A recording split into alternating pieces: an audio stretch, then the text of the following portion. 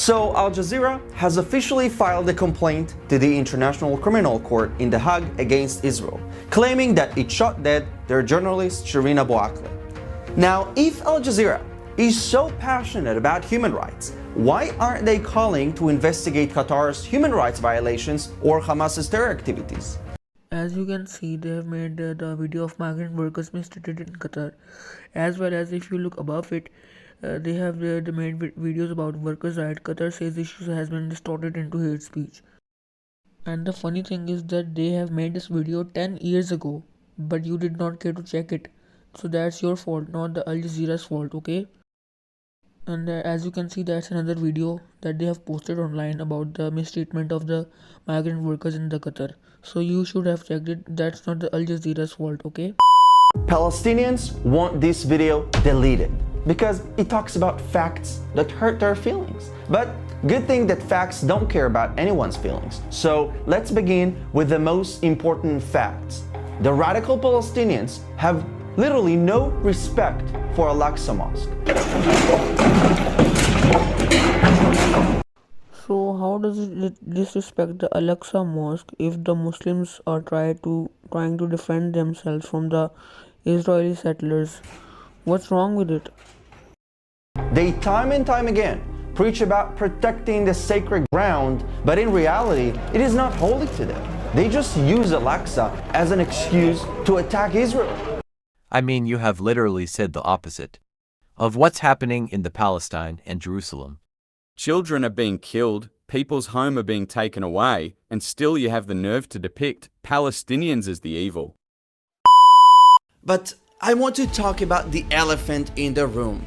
Because while they angrily refuse to speak to Israelis, they are happily using Israeli technology. Yes, the kind of technology that you can find in iPhones, like the facial recognition. Facial recognition was discovered by 3 people, one of which was American, one of which was Korean, and another was French. Now, I am not saying that these are the only people who are responsible for building the facial recognition system. But it was developed by various people belonging to different ethnicity and different religions. Internet, medical technology, and Israeli innovation that accompanies humanity on a day-to-day life. So yes, they are basically a bunch of hypocrites, because if they really wanted to boycott Israel, they would need to move and live under a rock. Internet was also founded by many different people belonging to different parts of globe.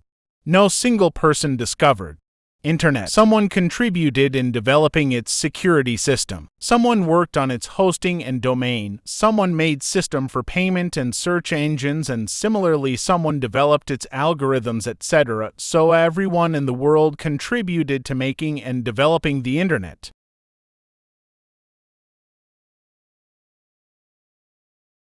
Now, Al-Khwarizmi invented the algorithms and algebra, without which today's modern computer would not have worked. But now I'm not saying that the Al-Khwarizmi is responsible for the modern day computers, because we all know that Charles Babbage, who was the father of modern computers, discovered computers.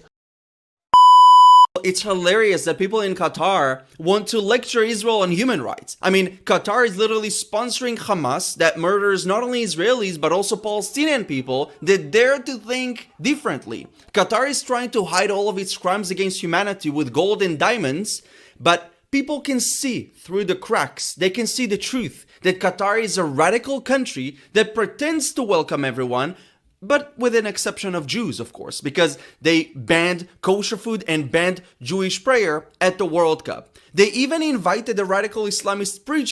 That's really funny how you just called him radical Islamist. On what basis have you called him radical Islamist? Is it because he answers the doubts and questions of all other people? I want to ask you that when has he ever said something that you took as him being a radical Muslim? Here is the truth that even 5-year-old children are being murdered by Israeli police and military.